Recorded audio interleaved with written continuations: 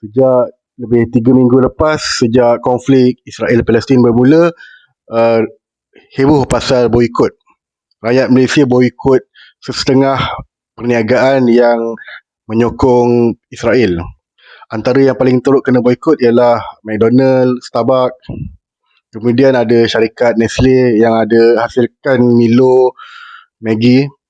Bagi saya memang kurang makan McDonald. Kalau dalam setahun, sebelum ni pun setahun sekali dua je makan McDonald. Saya selalu makan burger tepi jalan je. Starbucks memang rasa tak pernah lah. 3-4 tahun pun tak pernah. Kalau orang belanja ada lah kan. Dan boikot kali ni berjaya, amat berjaya. Sampai Starbucks kosong, McDonald kosong kan. Cuma dalam 2-3 hari ni sudah ada satu gerakan untuk menentang boikot. Mereka mendakwa yang boikot ni bodoh. Sebab misalnya McDonald, franchise dia ialah orang Melayu. Pekerja dia banyak Melayu. Starbucks pun pekerja banyak Melayu lah. Walaupun bila dia bayar royalty, Starbucks, McDonald di luar negara memang ada kaitan, ada membantulah kepada Israel. Dan mereka kata ini boikot akan memusnahkan ekonomi negara lah. Di sini ada satu masalah.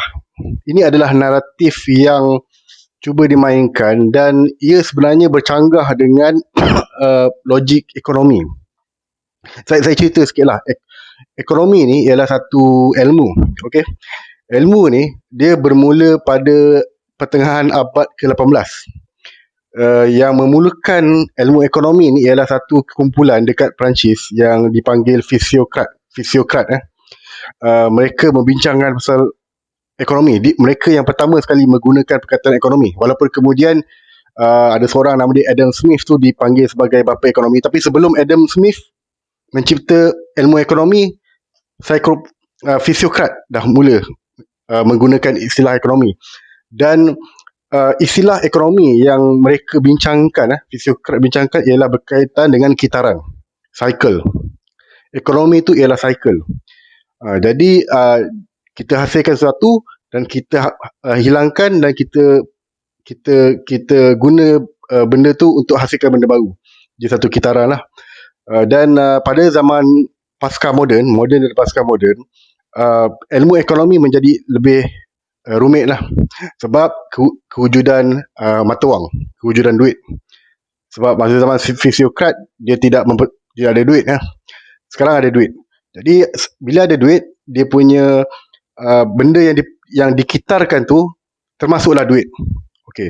Jadi sebelum kita cakap pasal duit ni, tadi saya ada cakap pasal Adam Smith.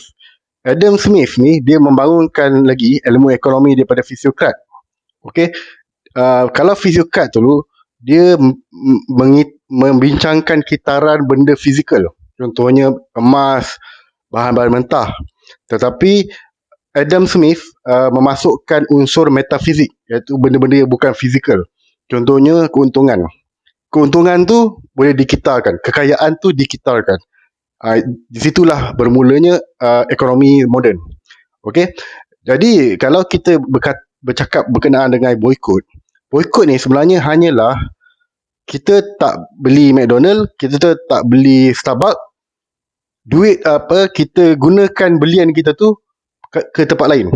Contohnya, kita tak makan McDonald, kita tak beli burger McDonald, tapi kita beli Ramly Burger. Ataupun kita pergi beli burger tepi jalan. Jadi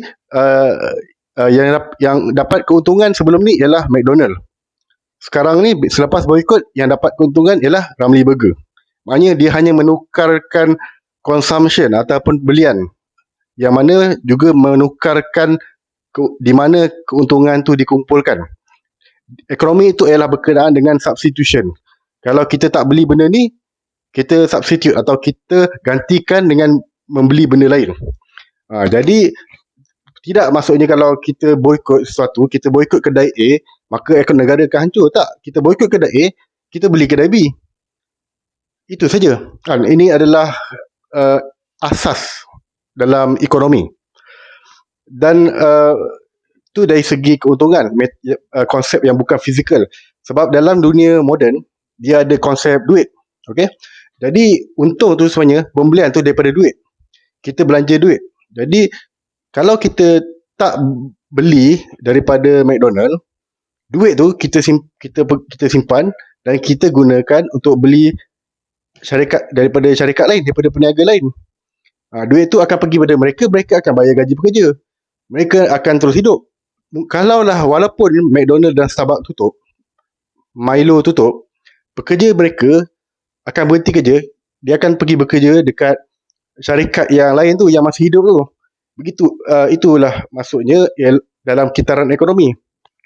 Tidak semestinya bila kita boikot maka semuanya habis. Sebab orang kena berbelanja. Orang tak belanja A, orang pergi beli B. Ini adalah sesuatu yang asas lah. Jadi naratif yang dimainkan oleh puak-puak ni, puak yang menentang boikot ni adalah bercanggah dengan logik ekonomi. Jadi teruskan memboikot.